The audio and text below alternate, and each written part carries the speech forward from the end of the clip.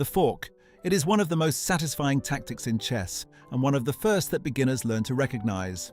A fork happens when a single piece attacks two or more of the opponent's pieces at the same time, forcing them to lose at least one.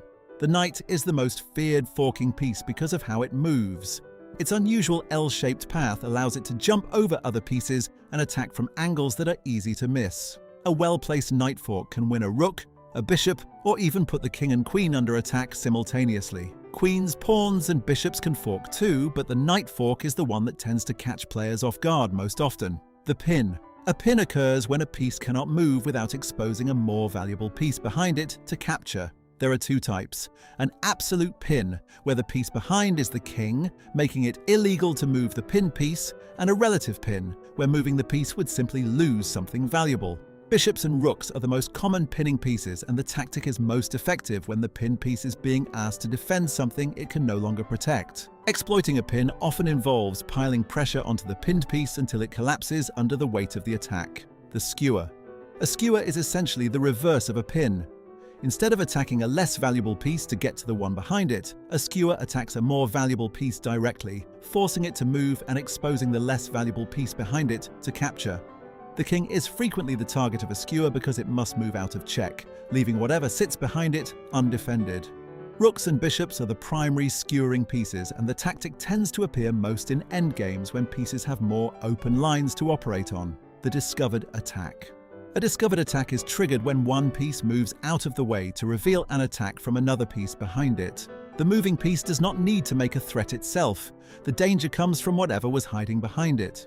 When the moving piece also makes its own threat at the same time, the tactic becomes a double attack, leaving the opponent unable to deal with both threats at once. Discovered attacks can be difficult to see in advance because the eye naturally follows the moving piece rather than what it uncovers. The discovered check. A discovered check is a specific version of the discovered attack where the piece that is revealed gives check to the opposing king. This forces the opponent to respond to the check immediately, which means the moving piece can go almost anywhere on the board without consequence, capturing material, creating threats, or repositioning freely. The opponent has no choice but to deal with the check first. When both the moving piece and the revealed piece give check at the same time, it becomes a double check, which can only be escaped by moving the king, since blocking or capturing is impossible against two simultaneous attackers. The back rank mate. This is one of the most common ways games end at the club level, and it catches players out even at surprisingly high levels. It happens when a king is trapped on its back rank by its own pawns with no escape squares, leaving it vulnerable to a rook or queen delivering checkmate along that final rank. The pattern is so well known that experienced players will often create a luft, a small escape square for the king by advancing a pawn, to avoid the threat entirely. Recognizing back rank weakness in an opponent's position is a fundamental skill, and many combinations are built entirely around exploiting it. The deflection. A deflection tactic involves forcing an opponent's piece away from a square or duty it is performing. If a bishop is guarding a key square, a deflection sacrifice might offer it something it has to take, pulling it away from its defensive role and opening the door for a follow-up. The idea is not always about winning material immediately. Sometimes the goal is simply to remove a defender so that a mating attack or a winning combination becomes possible. Deflections often involve sacrifices that look strange at first glance, but make complete sense once the resulting position is understood. The decoy. A decoy is closely related to the deflection but works slightly differently. Rather than chasing a piece away from where it needs to be, a decoy lures a piece toward a specific square where it becomes a liability. A classic example is sacrificing material to draw the king into the center of the board, where it becomes exposed to a series of checks or a mating net. Decoys often appear in combinations where the first move seems to give something up for nothing, but the second or third move reveals why the sacrifice made complete sense. The Zwischenzug. The word comes from German and means in-between move.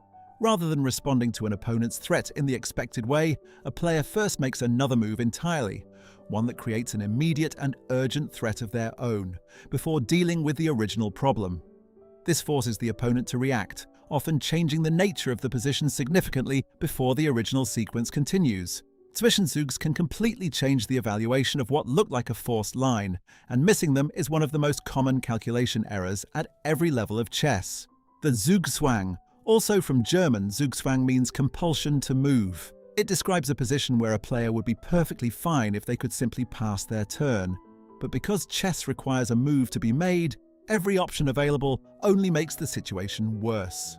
It appears most frequently in endgames, particularly king and pawn endings, where the difference between winning and drawing can come down entirely to whose turn it is to move.